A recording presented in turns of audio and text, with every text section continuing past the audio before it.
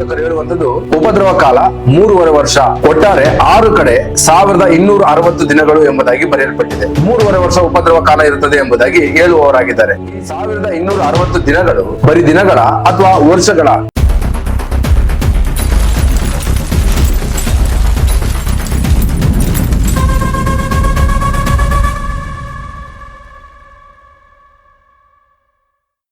Price the lord brothers and sisters. ಕರ್ತನಾದ ಯೇಸು ಕ್ರಿಸ್ತನ ನಾಮದಲ್ಲಿ ನಿಮ್ಮೆಲ್ಲರನ್ನು ವಂದಿಸುವನಾಗಿದ್ದೇನೆ. ನಾವೀಗ ಗಮನಿಸುವಂತದ್ದು ಸೀಕ್ರೆಟ್ ರಾಪ್ಚರ್, ಅಂದರೆ ರಹಸ್ಯ ಬರೋಣ ಎಂಬುವಂತ ಉಪದೇಶವು ಒಂದು ಸುಳ್ಳಾದ ಉಪದೇಶವಾಗಿದೆ ಎಂಬುದರಲ್ಲಿ 10ನೇ ಭಾಗದಲ್ಲಿದ್ದೇವೆ. ಕಳೆದ 9ನೇ ಭಾಗದಲ್ಲಿ ನಾವು ಗಮನಿಸಿ ತಿಳಿದುಕೊಂಡಂತದ್ದು ದಾನಿಯೇಲನ ಗ್ರಂಥದಲ್ಲಿ ಬರೆಯಲ್ಪಟ್ಟಿರುವಂತಹ 70 ವಾರಗಳು ಸಂಪೂರ್ಣವಾಗಿ ನೆರವೇರಿದೆ ಎಂಬುದಾಗಿ ಗಮನಿಸಿ ತಿಳಿದುಕೊಂಡೆವು. ಈ 10ನೇ ಭಾಗದಲ್ಲಿ ನಾವು ಗಮನಿಸಿ ತಿಳಿದುಕೊಳ್ಳುವಂತದ್ದು ಉಪದ್ರವ ಕಾಲ 3.5 ವರ್ಷನ ಎಂಬುದಾಗಿ ಗಮನಿಸಿ ತಿಳಿದುಕೊಳ್ಳೋಣ. ಯಾಕಂದ್ರೆ ಅನೇಕ ಬೋಧಕರು ಹೇಳುವಂತದ್ದು ಉಪದ್ರವ ಕಾಲ 3.5 ವರ್ಷ, ಅದು ನಡೆಯುವಂತದ್ದು ಯೇಸು ಕ್ರಿಸ್ತರು ರಹಸ್ಯವಾಗಿ ಬಂದು ಪರಿಶುದ್ಧರನ್ನು ಕರೆದುಕೊಂಡು ಹೋದ ಮೇಲೆ ಈ ಭೂಲೋಕದಲ್ಲಿ 3.5 ವರ್ಷ ಉಪದ್ರವ ಕಾಲ ಇರುತ್ತದೆ ಎಂಬುದಾಗಿ ಹೇಳುವವರಾಗಿದ್ದಾರೆ. ಇದು ದೇವರ ವಾಕ್ಯಕ್ಕೆ ಅನುಗುಣವಾಗಿದೆಯಾ ಅಥವಾ ವಿರೋಧವಾಗಿದೆಯಾ ಎಂಬುದಾಗಿ ದೇವರ ವಾಕ್ಯವನ್ನು ಗಮನಿಸೋಣ. ಸತ್ಯವೇದದಲ್ಲಿ ನಾವು ಗಮನಿಸುವುದಾದ್ರೆ ಒಟ್ಟಾರೆ 6 ಕಡೆ 1260 ದಿನಗಳು ಎಂಬುದಾಗಿ ಬರೆಯಲ್ಪಟ್ಟಿದೆ. ಈ 1260 ದಿನಗಳು ಬರೀ ದಿನಗಳ ಅಥವಾ ವರ್ಷಗಳ ಎಂಬುದಾಗಿ ವಾಕ್ಯವನ್ನು ಗಮನಿಸೋಣ. ಅದಕ್ಕಾಗಿ ಮೊದಲನೇ ವಾಕ್ಯ ಪ್ರಕಟಣೆ ಗ್ರಂಥ 13ನೇ ಅಧ್ಯಾಯ 5ನೇ ವಚನ.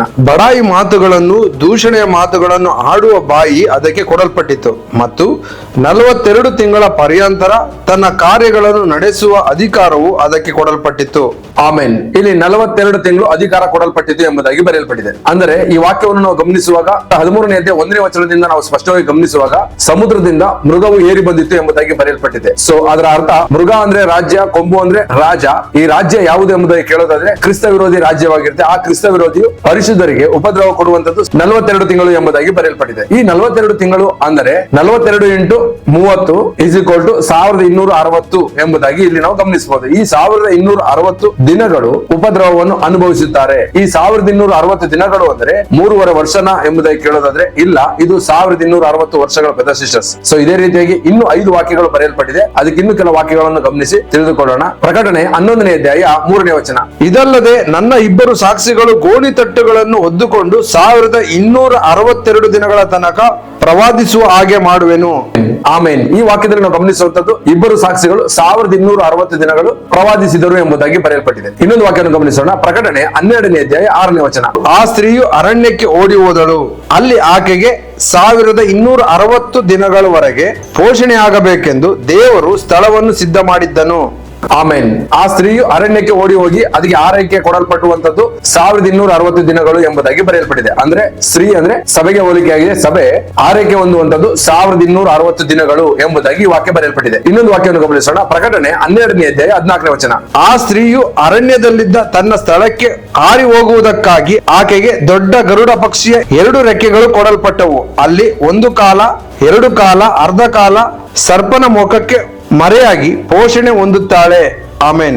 ಇಲ್ಲೂ ಕೂಡ ಸ್ತ್ರೀ ಅಂದ್ರೆ ಸಭೆಯು 1 ಕಾಲ 2 ಕಾಲ ಅರ್ಧ ಕಾಲ ಎಂಬುದಾಗಿ ಬರೆಯಲ್ಪಟ್ಟಿದೆ. ಸೊ ಇವು 1 ಕಾಲ ಅಂದ್ರೆ 1 ವರ್ಷ, 2 ಕಾಲ ಅಂದ್ರೆ 2 ವರ್ಷ, ಅರ್ಧ ಕಾಲ ಅಂದ್ರೆ ಅರ್ಧ ವರ್ಷ ಅಂದ್ರೆ 6 ತಿಂಗಳು. ಬ್ರದರ್ ಸಿಸ್ಟರ್, ಸತ್ಯವೇದ ಪ್ರಕಾರ 1 ವರ್ಷಕ್ಕೆ 360 ದಿನಗಳು ಮಾತ್ರ ಎಂಬುದಾಗಿ ನಾವು ತಿಳಿದಿರಬೇಕು. ಇಲ್ಲಿ 1 ಕಾಲ ಅಂದ್ರೆ 12 ತಿಂಗಳು, 2 ಕಾಲ ಅಂದ್ರೆ 24 ತಿಂಗಳು, ಅರ್ಧ ಕಾಲ ಅಂದ್ರೆ 6 ತಿಂಗಳು, ಒಟ್ಟಾರೆ 42 ತಿಂಗಳು. 42 × 30 = 1260 ದಿನಗಳು. ಇಲ್ಲೂ ಕೂಡ ನಮ್ಗೆ ಅದೇ ನಂಬರ್ 1260 ದಿನಗಳು ಎಂಬುದಾಗಿ ತೋರಿಸುವಂತದ್ದಾಗಿದೆ. ಇದೇ ರೀತಿಯಾಗಿ ದಾನಿಯೇಲ ಗ್ರಂಥದಲ್ಲೂ ಕೂಡ 2 ಕಡೆ ವಾಕ್ಯ ಬರೆಯಲ್ಪಟ್ಟಿದೆ 1260 ಎಂಬುದಾಗಿ. ಆ ವಾಕ್ಯವನ್ನು ಸಹ ನಾವು ಗಮನಿಸೋಣ. ದಾನಿಯೇಲ 7ನೇ ಅಧ್ಯಾಯ 25ನೇ ವಚನ. ಪರಾತ್ಪರನಿಗೆ ವಿರುದ್ಧವಾಗಿ ಕೊಚ್ಚಿಕೊಂಡು ಪರಾತ್ಪರನ ಭಕ್ತರನ್ನು ಸವೆಯಿಸಿ ಕಟ್ಟಳೆಯ ಕಾಲಗಳನ್ನು ಧರ್ಮವಿಧಿಗಳನ್ನು ಮಾರ್ಪಡಿಸಲು ಮನಸ್ಸು ಮಾಡುವನು. ಆ ಭಕ್ತರು 1 ಕಾಲ 2 ಕಾಲ ಅರ್ಧ ಕಾಲ ಅವನ ಕೈವಶವಾಗಿರುವರು.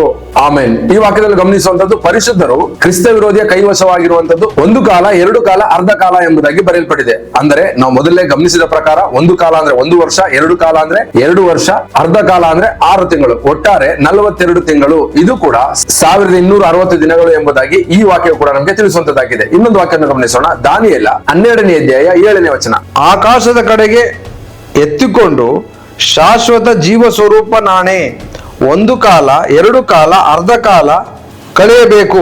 ದೇವಜನರ ಬಲವನ್ನು ಸಂಪೂರ್ಣವಾಗಿ ಮುರಿಯಲ್ಪಟ್ಟ ಮೇಲೆ ಈ ಕಾರ್ಯಗಳೆಲ್ಲ ಮುಕ್ತಾಯವಾಗುವವು ಎಂಬುದಾಗಿ ನನ್ನ ಕಿವಿಗೆ ಬೀಳುವಂತೆ ಹೇಳಿದನು. ಆಮೇನ್. ಈ ವಾಕ್ಯದಲ್ಲೂ ಕೂಡ ಒಂದು ಕಾಲ, ಎರಡು ಕಾಲ, ಅರ್ಧ ಕಾಲ ಎಂಬುದಾಗಿ ಬರೆಯಲ್ಪಟ್ಟಿದೆ. ಈ 6 ವಾಕ್ಯಗಳು ಕೂಡ ನಾವು ಗಮನಿಸುವಂತದ್ದು ಒಂದು ಕಾಲ, ಎರಡು ಕಾಲ, ಅರ್ಧ ಕಾಲ ಅಥವಾ 42 ತಿಂಗಳು ಅಥವಾ 1260 ದಿನಗಳು ಎಂಬುದಾಗಿ ನೋಡೋದಾದ್ರೆ ಇವೆಲ್ಲವೂ ಕೂಡ ಒಂದೇ ನಂಬರ್ ಅನ್ನು ಅಥವಾ ಒಂದೇ ಅಂಕಿಗಳನ್ನು ಸೂಚಿಸುವಂತಾಗಿದೆ. ಬ್ರದರ್ಸ್ ಸಿಸ್ಟರ್ಸ್, ಇವೆಲ್ಲವೂ ಕೂಡ 1260 ದಿನಗಳು. ಈ ದಿನಗಳು ಬರೀ ದಿನಗಳಲ್ಲ, ಇದು 1260 ವರ್ಷಗಳು ಎಂಬುದಾಗಿ ನಾವು ತಿಳಿದಿರಬೇಕು. ಯಾಕಂದ್ರೆ ಕಳೆದ 9ನೇ ಭಾಗದಲ್ಲಿ ನಾವು ಗಮನಿಸಿ ತಿಳಿದುಕೊಂಡಂತದ್ದು 70 ವಾರಗಳು ಅಂದ್ರೆ ಬರೀ 70 ವಾರಗಳಲ್ಲ, 70 × 7 490 ದಿನಗಳು. ಆ 490 ದಿನಗಳು ಬರೀ ದಿನಗಳಲ್ಲ, 490 ವರ್ಷಗಳು ಎಂಬುದಾಗಿ ಲೆಕ್ಕ ಹಾಕಿದೆವು. ಅದೇ ರೀತಿಯಾಗಿ ಇಡೀ ಭೂಲೋಕದಲ್ಲಿರುವಂತಹ ಅನೇಕ ಬೋಧಕರು ಹೇಳುವಂತದ್ದು 490 ದಿನಗಳಲ್ಲ, ಅದು 490 ವರ್ಷಗಳು ಎಂಬುದಾಗಿ ಹೇಳುವವರಾಗಿದ್ದಾರೆ. ಸೊ ನಾವು ಕೂಡ ಅದನ್ನ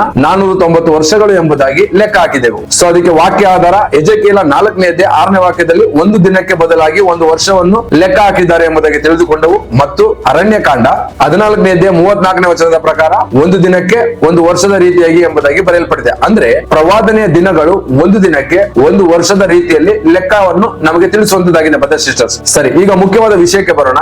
ಇಂದಿನ ಅನೇಕ ಬೋಧಕರು ಹೇಳುವಂತದ್ದು ದಾನಿಯೇಲನ ಗ್ರಂಥ 9ನೇ ಅಧ್ಯಾಯ ವಚನ 24ರಿಂದ 27 ನಾವು ಗಮನಿಸುವಾಗ 70 ವಾರಗಳ ಬಗ್ಗೆ ಬರೆಯಲ್ಪಟ್ಟಿದೆ. ಅದು 490 ದಿನಗಳು. ಆ ದಿನಗಳು ಪ್ರವಾದನೆ ದಿನಗಳಾಗಿರೋದ್ರಿಂದ ಅದು 490 ವರ್ಷಗಳು ಎಂಬುದಾಗಿ ತೆಗೆದುಕೊಳ್ತಾರೆ. ಆದರೆ ಈಗ 1260 ದಿನಗಳು ಎಂಬುದಾಗಿ ಬರೆಯಲ್ಪಟ್ಟಿರುವಂತಹ ಇದನ್ನು ಅವರು ವರ್ಷವಾಗಿ ತೆಗೆದುಕೊಳ್ಳದೆ ನಾರ್ಮಲ್ ದಿನವಾಗಿ 1260 ದಿನಗಳು ಅಂದ್ರೆ 3.5 ವರ್ಷ ಅಥವಾ 42 ತಿಂಗಳು ಎಂಬುದಾಗಿ ತೆಗೆದುಕೊಳ್ಳುವವರಾಗಿದ್ದಾರೆ. ಇದು ದೇವರ ವಾಕ್ಯಕ್ಕೆ ಅನುಗುಣವಾಗಿದೆ ಎಂಬುದಾಗಿ ಕೇಳೋದಾದ್ರೆ ಇದು ದೇವರ ವಾಕ್ಯಕ್ಕೆ ವಿರುದ್ಧವಾಗಿರುತ್ತೆ ಬ್ರದರ್ಸ್ ಸಿಸ್ಟರ್ಸ್. ಯಾಕಂದ್ರೆ ದಾನಿಯೇಲನ ಗ್ರಂಥ 9ನೇ ಅಧ್ಯಾಯ ವಚನ 24ರಿಂದ 27ನೇ ವಚನಕ್ಕೆ ಯಾವ ರೀತಿಯಾಗಿ ಒಂದು ದಿನಕ್ಕೆ ಒಂದು ವರ್ಷ ಎಂಬುದಾಗಿ ಪ್ರವಾದನೆ ದಿನ ಎಂಬುದಾಗಿ ಲೆಕ್ಕ ಹಾಕುತ್ತೇವೋ ಅದೇ ರೀತಿಯಾಗಿ ದಾನಿಯೇಲನ ಗ್ರಂಥ 7ನೇ ಅಧ್ಯಾಯ 25ನೇ ವಚನಕ್ಕೂ ಮತ್ತು ದಾನಿಯೇಲನ ಗ್ರಂಥ 12ನೇ ಅಧ್ಯಾಯ 7ನೇ ವಚನವೂ ಕೂಡ ನಾವು ಒಂದು ದಿನವನ್ನು ಒಂದು ವರ್ಷದ ರೀತಿಯಾಗಿ ತೆಗೆದುಕೊಳ್ಳಬೇಕು ಬ್ರದರ್ಸ್ ಸಿಸ್ಟರ್ಸ್. ಯಾಕಂದ್ರೆ ಸೊ ಇವೆಲ್ಲ ಪ್ರವಾದನೆ ದಿನಗಳಾಗಿರುವ ಪ್ರಕಾರ ಒಂದು ದಿನವನ್ನು ಒಂದು ವರ್ಷದಂತೆ ಲೆಕ್ಕವನ್ನು ಹಾಕಿ ತೆಗೆದುಕೊಳ್ಳುವವರಾಗಿರ್ಬೇಕು ಎಂಬುದನ್ನು ನಾವು ಸ್ಪಷ್ಟವಾಗಿ ತಿಳಿದಿರಬೇಕು ಬ್ರದರ್ಸ್ ಸಿಸ್ಟರ್ಸ್. ಸರಿ, ಈಗ ಬಲು ಮುಖ್ಯವಾಗಿ ಈ 1260 ದಿನಗಳು ಉಪದ್ರವ ಕಾಲ ನಡೆದಿದೆಯೇ ಅಥವಾ ಮುಂದೆ ನಡೆಯುತ್ತದೆಯೇ ಎಂಬುದಾಗಿ ಕೇಳೋದಾದ್ರೆ ಇವೆಲ್ಲವೂ ಕೂಡ ನಡೆದಿದೆ ಎಂಬುದಾಗಿ ಸತ್ಯವೇದ ನಮಗೆ ಹೇಳುವಂತದ್ದಾಗಿದೆ. ಆದರೆ ಇಂದಿನ ದಿನಗಳೇ ಅನೇಕ ಬೋಧಕರು ಹೇಳುವಂತದ್ದು ಈ 1260 ದಿನಗಳು ಇನ್ನೂ ನೆರವೇರಲಿಲ್ಲ, ಅಂದ್ರೆ 3.5 ವರ್ಷ ನೆರವೇರಲಿಲ್ಲ, ಯೇಸು ಕ್ರಿಸ್ತರು ಬಂದು ಹೋದ ನಂತರ ಇದು ನೆರವೇರುತ್ತದೆ ಎಂಬುದಾಗಿ ಬೋಧಿಸುವವರಾಗಿದ್ದಾರೆ. ಆದರೆ ಇದು ಆಲ್ರೆಡಿ 1260 ದಿನಗಳು 1260 ವರ್ಷಗಳಾಗಿದೆ.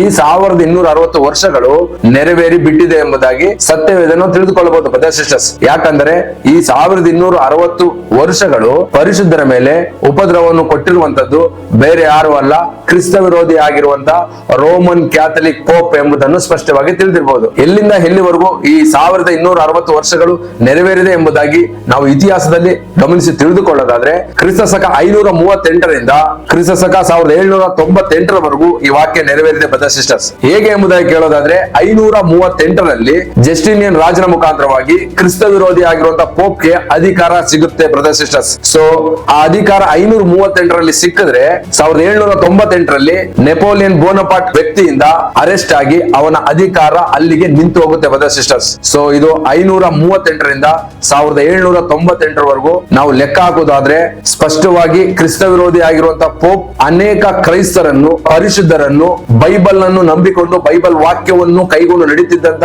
ಅನೇಕ ಕ್ರೈಸ್ತರನ್ನು ಕೊಂದು ಅವನು ಸಂಹಾರ ಮಾಡಿದ್ದಾನೆ, ಪರಿಶುದ್ಧರನ್ನು ನಾಶ ಮಾಡಿದ್ದಾನೆ ಎಂಬುದಾಗಿ ಹೇಳ್ಬೋದು. ಉದಾಹರಣೆಗೆ ನಾವು ನೋಡೋದಾದ್ರೆ ದಿ ಬಾರ್ತಲೋಮಿಯ ಮೇರ್ಶೇಕರ್ ಎಂಬುವಂತ ಸ್ಥಳದಲ್ಲಿ ಅನೇಕ ಕ್ರೈಸ್ತರನ್ನು ಕೊಲೆ ಮಾಡಿದ್ದಾನೆ. ಅದು ಮಾತ್ರ ಅಲ್ಲದೆ ಲ್ಯಾಟಿನ್ ಭಾಷೆಯಿಂದ ಆಂಗ್ಲ ಭಾಷೆಗೆ ಬೈಬಲ್ ಅನ್ನು ಭಾಷಾಂತರ ಮಾಡಿದಂತ ಒಂದೇ ಒಂದು ಉದ್ದೇಶದಿಂದ ರೋಮನ್ ಕ್ಯಾಥಲಿಕ್ ಪೋಪ್ ಆಗಿರುವಂತಹ ಈ ಕ್ರಿಸ್ತ ವಿರೋಧಿ ವಿಲಿಯಂ ಟೆಂಡೆಲ್ ಎಂಬ ವ್ಯಕ್ತಿಯನ್ನು ಜೀವ ಸಹಿತವಾಗಿ ಸುಟ್ಟು ಹಾಕಿದ್ದಾನೆ ಎಂಬುದಾಗಿ ಇತಿಹಾಸದಲ್ಲಿ ನಾವು ತಿಳಿದುಕೊಳ್ಳಬಹುದು. ಇದು ಮಾತ್ರ ಅಲ್ಲದೆ ಅನೇಕ ಕ್ರೈಸ್ತರನ್ನು, ಜಾನಸ್ ಎಂಬಂತ ವ್ಯಕ್ತಿಯನ್ನು ಕೂಡ ಅಥವಾ ಕ್ರೈಸ್ತರನ್ನು, ಪರಿಶುದ್ಧನನ್ನು, ಅನೇಕ ಜನರನ್ನು ಕೊಂದಿರುವಂತದ್ದು ಕ್ರಿಸ್ತ ವಿರೋಧಿ ಆಗಿರುವಂತಹ ಪೋಪ್. ಈ ಘಟನೆ ನಡೆದಿರುವಂತದ್ದು, ಈ ವಾಕ್ಯ ನೆರವೇರಿರುವಂತದ್ದು ಕ್ರಿಸ್ತ ಶಕ 538ರಿಂದ ಪ್ರಾರಂಭಗೊಂಡು 1798ರವರೆಗೂ ಈ ವಾಕ್ಯ ನೆರವೇರಿದೆ ಎಂಬುದಾಗಿ ಸ್ಪಷ್ಟವಾಗಿ ನಾವು ತಿಳಿದುಕೊಳ್ಳಬಹುದು ಬ್ರದರ್ಸ್ ಸಿಸ್ಟರ್ಸ್. ಪ್ರಕಟಣೆ 13ನೇ ಅಧ್ಯಾಯ 7ನೇ ವಚನವನ್ನು ಗಮನಿಸುವಾಗ ಪರಿಶುದ್ಧರ ಮೇಲೆ ಯುದ್ಧ ಮಾಡುತ್ತಾನೆ ಕ್ರಿಸ್ತ ವಿರೋಧಿ ಎಂಬುದಾಗಿ ಸ್ಪಷ್ಟವಾಗಿ ಬರೆಯಲ್ಪಟ್ಟಿದೆ. ಮತ್ತು ದಾನಿಯೇಲ 7ನೇ 25ನೇ ವಚನವನ್ನು ಗಮನಿಸುವಾಗ ಕ್ರಿಸ್ತ ವಿರೋಧಿಯಾಗಿರುವಂತಹ ಪೋಪ್ ದೇವ ಜನರನ್ನು ಸವೆಯಿಸುವನು ಎಂಬುದಾಗಿ ಬರೆಯಲ್ಪಟ್ಟಿದೆ.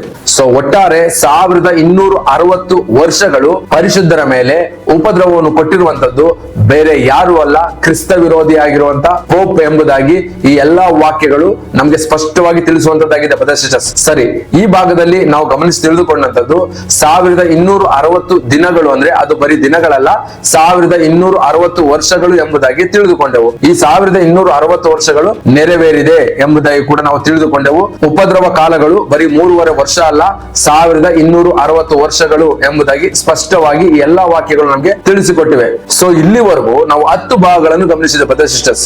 ಇದರಲ್ಲಿ ಸೀಕ್ರೆಟ್ ರ್ಯಾಪ್ಚರ್ ಎಂಬುವಂತ ಒಂದು ಬೋಧನೆ ಒಂದು ಸುಳ್ಳಾದ ಬೋಧನೆಯಾಗಿದೆ, ಇದು ಸತ್ಯವೇದಕ್ಕೆ ವಿರುದ್ಧವಾದಂತಹ ಒಂದು ಬೋಧನೆ ಎಂಬುದಾಗಿ 10 ಭಾಗಗಳನ್ನು ಗಮನಿಸಿ ತಿಳಿದುಕೊಂಡೆವು. ಹಾಗಾದ್ರೆ ಈ ಸೀಕ್ರೆಟ್ ರ್ಯಾಪ್ಚರ್ ಅಂದ್ರೆ ರಹಸ್ಯ ಬರೋಣ ಎಂಬುವಂತ ಉಪದೇಶವು ಎಲ್ಲಿಂದ ಪ್ರಾರಂಭವಾಯಿತು, ಇದನ್ನು ಪ್ರಾರಂಭ ಮಾಡಿದವರು ಯಾರು ಎಂಬುದಾಗಿ 11ನೇ ಭಾಗದಲ್ಲಿ ಅಂದ್ರೆ ಮುಂದೆ ಬರುವಂತ 11ನೇ ಭಾಗದಲ್ಲಿ ನಾವು ಗಮನಿಸಿ ತಿಳಿದುಕೊಳ್ಳೋಣ. ಈ ಭಾಗದ ಬಗ್ಗೆ ನಿಮ್ಗೆ ಏನಾದ್ರೂ ಸಂಶಯ ಇರುವುದಾದ್ರೆ ಸ್ಕ್ರೀನ್ ಮೇಲೆ ಬರುವಂತ ನಂಬರ್ಗೆ ಕರೆ ಮಾಡಿ ತಿಳಿಸಬಹುದು ಅಥವಾ ವಾಟ್ಸ್ಆಪ್ ಮುಖಾಂತರ ಸಂದೇಶವನ್ನು ಕಳಿಸಬಹುದು. ಇದುವರೆಗೂ ವಾಕ್ಯದ ಅರ್ಥಗಳನ್ನು ತಿಳಿಸಿಕೊಡ್ತಾ ಬರ್ತಾ ಇರುವಂತ ನಮ್ಮ ಕರ್ತನಾದ ಯೇಸು ಕ್ರಿಸ್ತನಿಗೆ ಸ್ತುತಿ ಘನತೆ ಗೌರವಗಳು ಆತನೊಬ್ಬನಿಗೆ ಸಲ್ಲಲಿ. ಆಮೇನ್.